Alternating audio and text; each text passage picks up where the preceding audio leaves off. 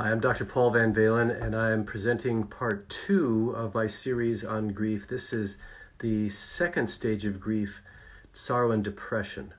We talked about shock and denial in part one, and we're going to move through all 5 parts in short videos.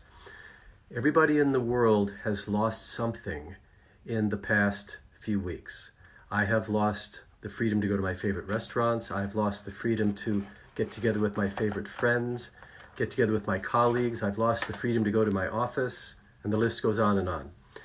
I'm 64 years of age. I have lost the freedom to just go to the grocery store without really thinking and planning. And it's that really thinking and planning that is the stress component of what we're dealing with.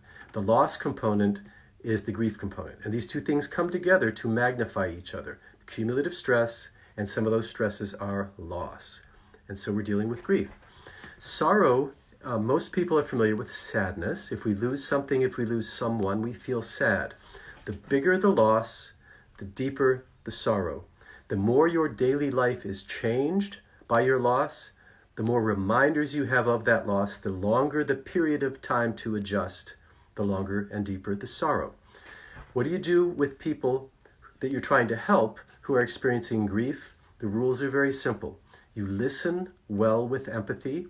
You validate their experience, meaning you let them know that it's okay to feel what they feel. And everybody's different. Some people have short, intense experiences, some more mild, longer, some intense and longer. We promote self-care. You need to get some sleep. You probably need to watch a little TV and get your mind off of all this. Why don't you get something good, healthy to eat? And we offer ourselves to be listeners where we can be authentic and follow through. You don't want to say, hey, call me anytime and not pick up the phone. So we support people in grief. And right now it's actually easy. In 2001, August, I lost my mother to cancer. She was diagnosed in June. She was gone in August. We had not much time to adjust to that loss. I was still in the acute phase of personal loss in October when I stood at ground zero in New York City and shared grief that was extremely acute. It was a grief-filled environment at the time. And my genuine tears mingled with the genuine tears of others while we hugged each other. You don't get to hug now. And so this is a new element of this. All of our support is online. And so we really have to make effective use of media. We have to be, and I have to be alert, willing to listen. I have to have enough energy and enough stress tolerance to listen to other people's grief. Now, I can share my grief appropriately, and there are times when I ask my friends to listen to my grief and sorrow. So we take turns and thereby support each other. But some of the grief component of depression sneaks into our daily routine. Today, I worked from 7 a.m. to 1:30 p.m., took a 15-minute lunch break, but I didn't have an appointment for an hour, and I took another nap. I set the alarm for 25 minutes, so it was a power nap, went right to sleep. I power nap often, and I'm sleeping well, so I know that my need for power naps is the combination of cumulative stress and grief. Whereas we're going to talk about anger in part 3, whereas anger is a high energy emotion, it seeks expression, it actually is helpful in many contexts. The sorrow is depleting. Things get slower, and it needs its own space to be processed. And so we don't have the energy when it hits us. In a chronic or a critical stress environment, which we are in now, you're just going to feel these things in waves. I have very few colleagues, friends, or even patients that are always feeling depressed unless they have a condition of depression and they need intervention. They've run out of medicine. The cumulative stress is overrunning them. They need to, and so those people need to double up on their therapy, which we can do now at no cost. You can see your therapist twice a week, and assuming the therapist has time for that.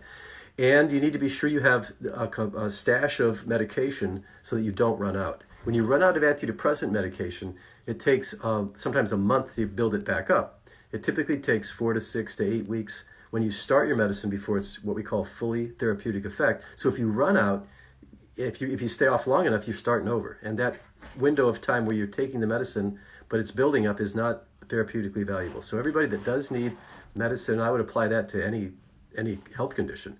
Make sure you have enough to last in case we get into a situation where it's harder to do telemedicine with your primary care doc, or in some cases, psychiatrist or specialist or whoever you have to deal with. So, two things that I've mentioned so far. Cumulative stress is ongoing, isn't going to change. The experience of loss is daily in our face because of the things that we experience. I wake up and I think, oh, maybe I'll do this. Oh, no, I can't do that. Well, I can go see. Oh, no, I can't do that.